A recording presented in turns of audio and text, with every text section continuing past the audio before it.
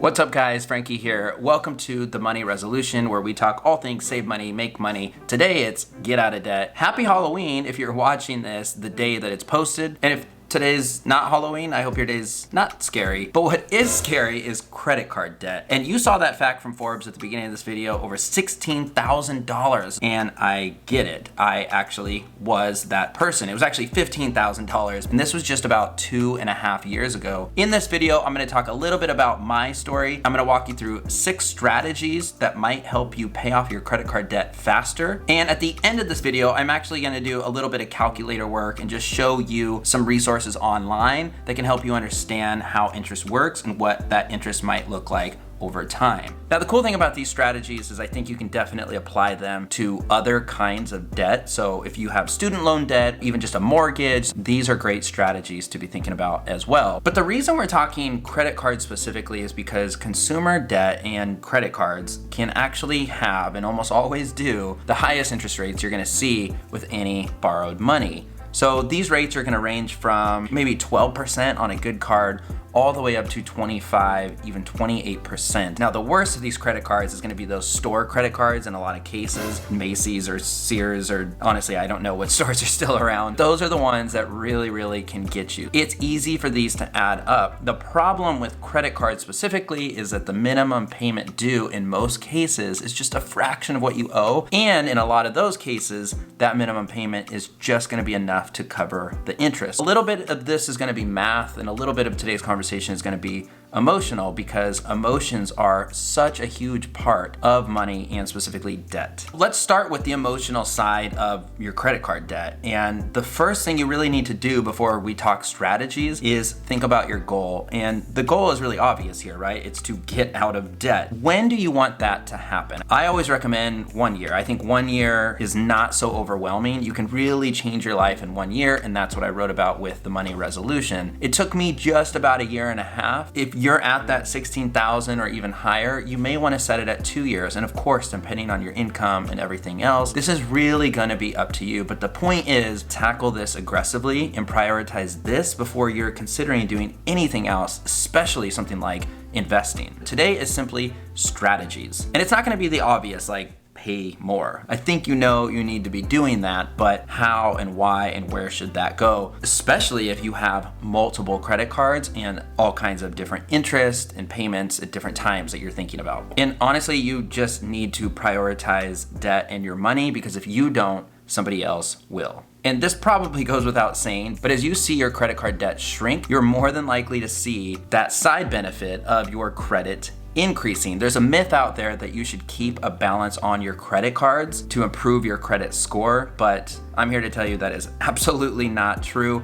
I pay off my credit cards now every single month in full as soon as I got them down to 0. Let's talk about my story very quickly before we get into the strategies. I pulled this from Experian when I was checking out my credit score. So as you can see, at my peak, it was just over, I think, $15,000. And it looks like February, I did make a huge payment. This is one thing I'm gonna talk about in my next video, which is how to save money. And what I did here was bank a windfall, and I put all of the money I got from that windfall towards my debt, 100%. And what happened was, basically this was company stock, and the company I was working for got bought, and so my shares got bought out. I received a pretty nice check from that. I 100% put it towards my debt, which really was helpful and kickstarted this whole thing. And momentum is key when it comes to paying off debt. Even without that kind of a boost to get started, you're certainly going to understand what momentum feels like and see what it looks like on graphs similar to this. So you really just gotta picture it. I didn't think I'd ever get out of this debt that took me 10 years to build up, and 1.5 years later, it was all the way gone. So from there, I really just started tackling it in small chunks. I'm not really sure what happened in June through October, November, where it kind of flatlined there for a bit.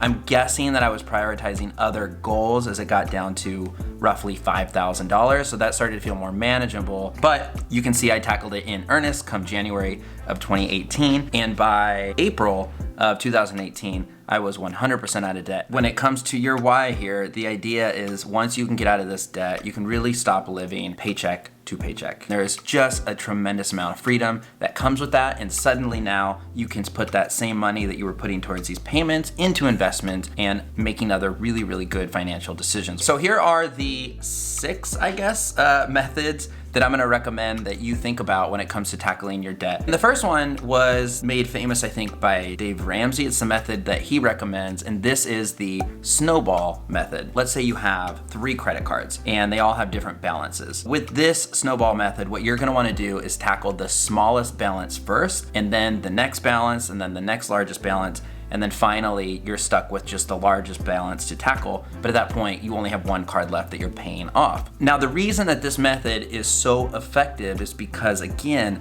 money is so emotional. Seeing 1 card balance go all the way to 0 is just that boost, that momentum, that encouragement that you need to keep going and tackle the next one. The psychological benefit here could be huge. Is this the right mathematical decision? Well, not necessarily, and that's where method 2 comes into play, and this is the avalanche method. So with the avalanche method, what you're gonna wanna do is look at your interest rates for all of your outstanding credit card debts. If you have several and your interest rates range from 13, 14 to 22%, you're gonna wanna tackle that highest one first. With this one, it's gonna make the most mathematical sense, and over time, you're gonna end up paying the least interest. So by tackling that highest interest rate first, that eliminates that highest amount of interest you're being impacted every single month. Now, it's really, really important to note that whether you're tackling your credit card debt with the snowball method or the avalanche method, it is absolutely essential that you are still making the minimum payments on all of your cards.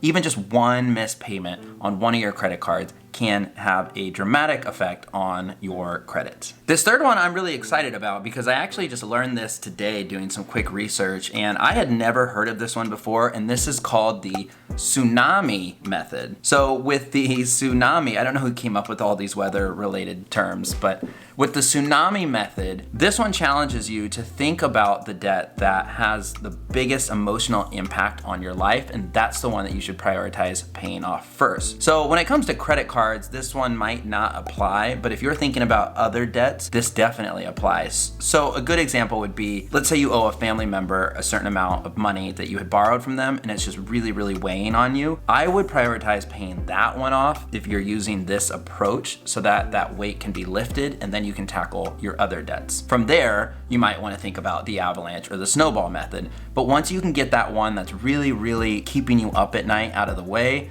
you're gonna have that momentum you needed to tackle the other ones. So pretty interesting approach. As you can see, some of these are mathematical and some of these are strictly emotional and psychological. The fourth method could actually be layered into any of the first 3, and this is simply just automation. So if the 3 most important words in real estate are location, location, location, I would say that the 3 most important words when it comes to paying off your debt is automation, automation, automation, automation, automation. You get the point. This makes it so that you're not tempted to just skip a payment because there's something on sale that you want to buy, or you're thinking about investing and so you want to throw some extra money at that. When you start with your goal and you figure out what it would take monthly to achieve paying off these credit cards, some sort of automation is the only way to look at these credit cards as if they were a major bill in your life. This should be the top priority if this is what you've decided to tackle. And if you're watching this video, I'm guessing that's where you're at. Now, how could you do automation? What you could do is just simply move money around within your bank account. And so you could create an extra savings account with just a few clicks online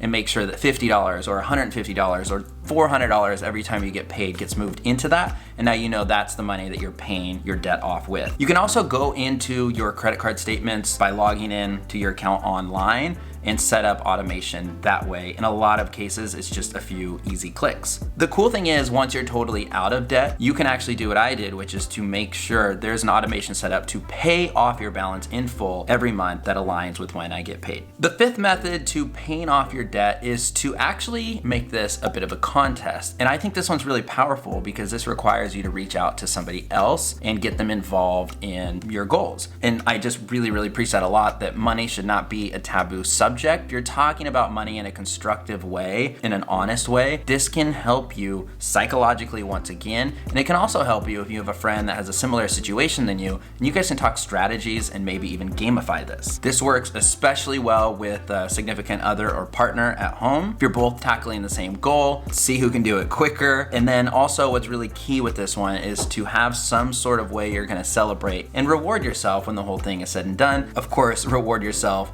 in a financially responsible way. One of the other great ways to work on your credit card debt is actually a balance transfer. So sometimes you'll see credit cards or banks offering a 0% interest rate if you commit to a balance transfer. So by transferring your debt from one credit card to, let's say, this promotional credit card, you will not have to pay interest in that year. So if you've set a goal to pay off your credit card in 1 year, you are not going to be paying interest during that year if you go ahead and do a balance transfer. If you want to see a video on consolidation or transfers, let me know in the comments below. But just know that your strategy doesn't have to be black and white. And honestly, picking one of these may not solve all of your problems, but what's really cool is when you start to stack strategies or find a blend of different things. And I think what's really key here is to just try new things. It's a different way of thinking about your debt, and I hope that it inspires you to tackle yours head on. And I just want to say this too, when it comes to psychological stuff, I know that it feels like paying the extra cash that you have earned to your debts feels meaningless, right? You'd rather save it, you'd rather make a really cool purchase. But one thing that really helped me mentally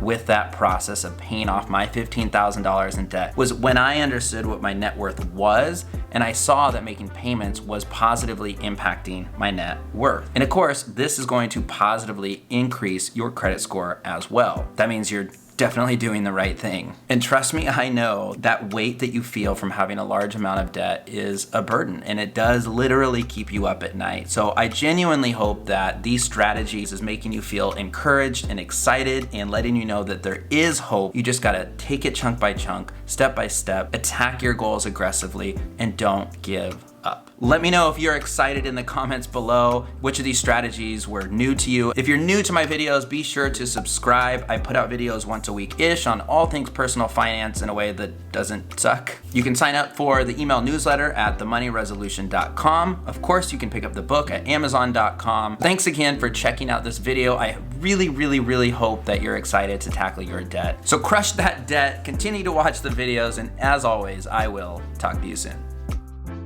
So if I just Google credit card interest calculator, the first result comes from cardratings.com. And we're gonna take that number from the fact at the beginning of the video to enter a balance of 16,000 for a round number. Interest rate, let's call it 18%. I think a lot of cards out there are gonna be higher than this. Your monthly payment, let's just say it's $200, and I'm gonna hit calculate, and I actually get an error. It says your monthly payment is less than the monthly interest. So paying $200 is not even going to cover the interest in this example. 300. And there you go. 13,000.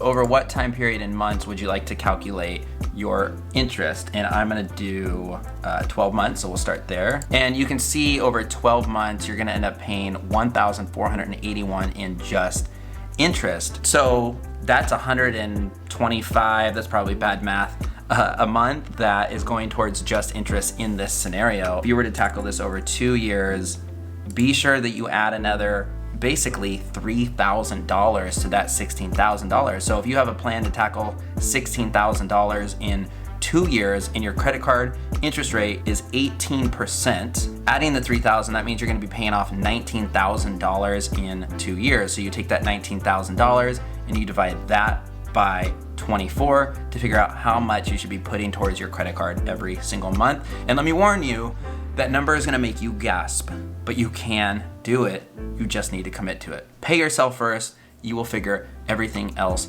out with determination and research and persistency.